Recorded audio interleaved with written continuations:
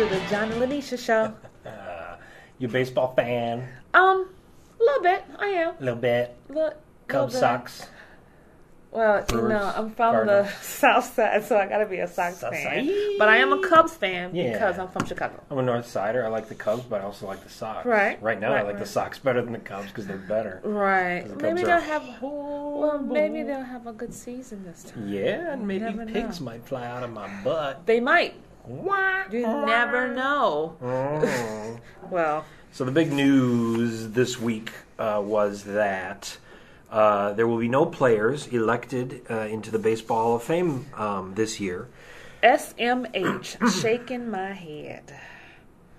That Why means not? shake my head? Yes. I thought that meant suck my hand. SMH doesn't mean suck my hand? It doesn't. Shaking my head. Oof, I got to get up on my acronyms. You better start researching. You're kind of behind. LOL means leaving or lying, right?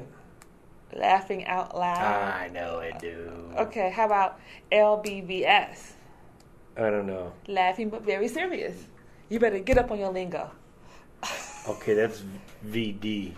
Laughing. Right, LB. No, I'm saying that is VD. Very dumb. Oh.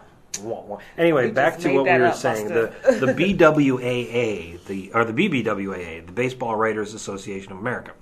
So for the first time since 1996, they decided that, or they didn't get, nobody got enough votes to get it, and you need to have 75% of the writers put you on their ballot, and the highest vote getter, which was Craig Biggio, only got 68% of the votes.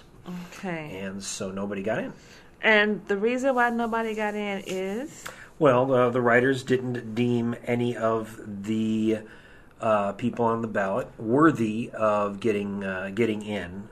It's kind of a ridiculous kind of thing, because then people are on the ballot for 15 years as long as they get 5% of the vote. Of course, the big asterisk here is that there were a lot of people on the ballot for the first time, a lot of players, whose statistics you would say, wait a minute, based on the statisticals, shouldn't they be voted in? Right. They would include Barry Bonds. Yeah, Sammy Sosa. Maybe Sammy, yes. They would include Roger Clemens. They would, I'm trying to think here. Actually, Sammy Sosa, Clemens, and Bonds. Rafael Palmeiro. Mark McGwire is still on the ballot. Okay. He's been on the ballot for 6 years prior to this. So, yeah. And, of course, the baseball writers, the big thing really is that the problem is that with some of those players like Bonds and Sosa and McGwire and Clemens is that there is the likelihood, the probability that they used illegal performance-enhancing drugs toward the ends of their careers in order to aid them in getting those great statistics. This is so unfortunate. We've done stories about this before, and it's like, why are you doing this? You're totally messing up your legacy. Why are they doing it? Is they wanted to get that edge and they wanted to be great. Right, but you're not getting in on your own. Yeah, I mean, I guess ultimately the big question is, did they care at the time about getting into the Hall of Fame? And I would say that at the time they weren't thinking about it. I don't know about that. I think that when you play some type of sport or something, your ultimate goal is not only just to play, something, a game that you love, but the end result is once you retire, you're going to probably... I think you look, to me I look at it as you may be thinking of that, but you get in the moment and things just kind of overwhelm you. I mean, think of it like let's say, you got, two teenagers to get together, okay? And, male and female, and they like each other, and they start making out, and then one thing leads to another. Okay? But wait a minute, neither of them have protection. Okay? But they're in the heat of the moment, right? And so they just decide, even though they know down the line the dangers of continuing what might happen, they just decide to go for it. Okay? The heat of the moment was like their 16 years or whatever. They were in the major leagues. They were players. Right. Okay. Perhaps they were noticing that their skills may have started to erode, or they weren't. I mean, Barry Bonds was good. Actually, he was great, but he saw other players that, like McGuire and Sosa, that likely were using performance-enhancing drugs, because all of a sudden they got better. And that was a strange thing. Historically, in sports in general, but also in baseball, players, after they hit their 31st, 32nd birthday, generally did not get better. But Bonds saw this, and Clemens himself actually he would have some years where all of a sudden he was declining. And Bonds and Clemens knew people. This is the fact. The fact is they knew people, and they made a decision. They knew people who knew how to, get illegal chemicals to give you an advantage. Whether or not they used it, I guess there's technically no real proof. It's all kind of a hush-hush, maybe. Right.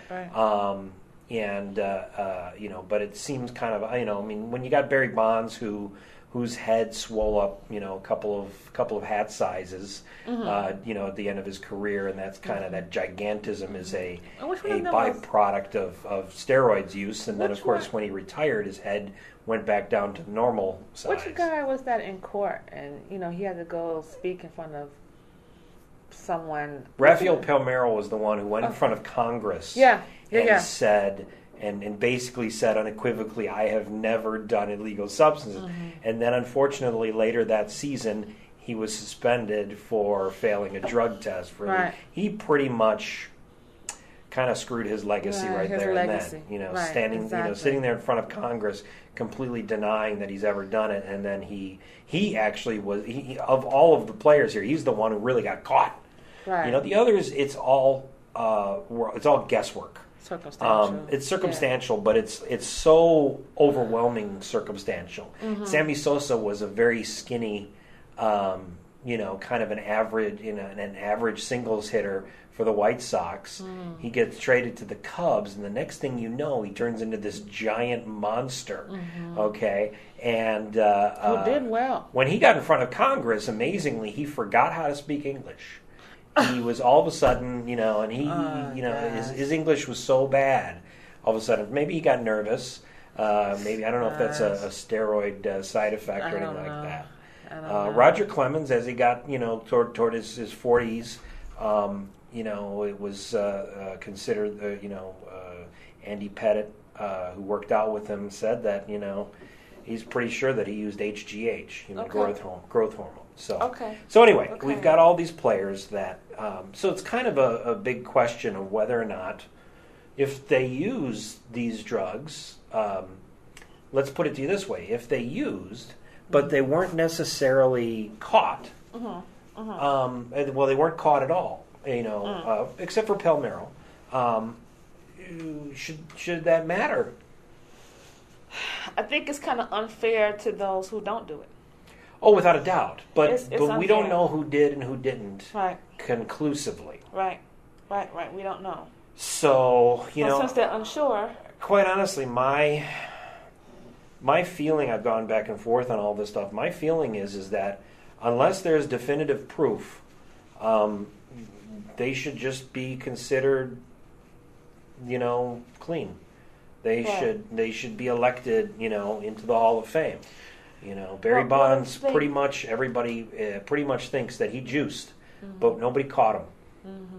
So I would say get him in the Hall of Fame, but the stories of the the juicing of the '90s, I think just needs to be there. And I think when people go to the Hall of Fame, or when people talk about these players that hit mammoth home runs or that were great pictures well past their prime, that you have to basically say there's There's a school of thought that perhaps some of these players might have actually used performance-enhancing drugs. But that's not going to look good for the Hall of Fame. Well, later on. Maybe not. But the fact is, the records are still there. Unless you wipe away their records, I don't see. I mean, technically, Barry Bonds is the Major League Baseball all-time home run leader. Right. The record is there. It's not being vacated. It's not being changed. So if the record's there, shouldn't the all-time home run leader be in the Hall of Fame? Now tell me, how does this compare to you to the issues that are going on with Lance Armstrong? Because to me, it's the same kind of situation. Well, except that when he juiced, when he doped up, he was using substances that at the time could not be detected in drug tests. But his sport, what they do basically is when they took the blood samples and tested the blood samples, is they saved them. And so now new ways of testing new technology has shown. And they go back. That cycling goes back, and they retest the blood samples. Okay. And they've pretty much done that. Now they've also got 100 people who were on Lance Armstrong's team who basically now have admitted that we all juiced. Okay. So there's that. Baseball had an extraordinarily weak drug program because of the baseball union. Okay. And by the time the drug program kind of now caught up, pretty much once it got instituted, of course, the players stopped juicing. Okay.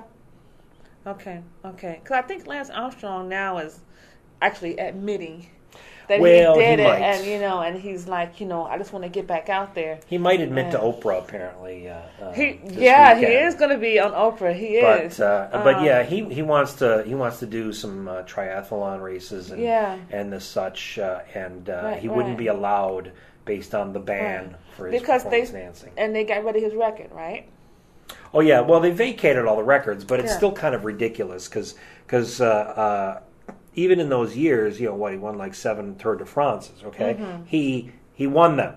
Okay, so the record books will show that nobody won them, and the record books have to show that nobody won them because pretty much on all of those races, the people in the top 10 all were known to have used drugs. So then you kind of look at it and you go, well, then why does that matter? That's different than baseball, because in baseball, there were definitely a lot of players who didn't use performance-enhancing drugs. But if you're in cycling, if basically all the top 10 finishers have been shown to have juiced, well, then I guess there kind of was an even playing field, right? I mean, you may as well keep those records there. Except for the ones that didn't juice. Well, except they're not actually doing that. They're not going down and saying, well, the guy who finished 27th, as far as we know, he didn't juice, so he's the winner. They're not doing that. Right. So it's kind of a goofy thing. Kind of sad still. Yeah. On both cases. Well, they should elect somebody. How can you go through a year and not put anybody in the Hall of Fame? They've done this before, in the past, and they did it in 1996 too. So next year there definitely is going to be someone elected. Greg Maddux and Tom Glavine are going to be on the ballot, and they were definitely known as clean. They were superior pitchers. So at the very least, we know that next year that 2 players will be elected. And who knows, Craig Biggio, who got 68% of the vote this year, maybe Jack Morris, who got 67%, maybe they'll be elected too next year. So the people like Sammy Sosa, will they be on the list next year? They'll still be on the list, On the list. You're on the ballot for 15 years until you get elected or until you get less than 5% of the vote. Wow. Yeah. Wow. So that's the thing is, like Jack Morris, who was second place, 67% of the vote, next year is his last year on the ballot. Okay, now after next year, he might be considered by the what do they call it? It's a committee of like players that the Veterans Committee. To ultimately the idea is, there are some players that the writers just don't put in for whatever reason because there's a lot of writers that are voting, and sometimes you can't get a good consensus. And the writers of the Baseball Writers Association of America are the only ones that vote? Well, yeah, in this case, yeah. That's interesting.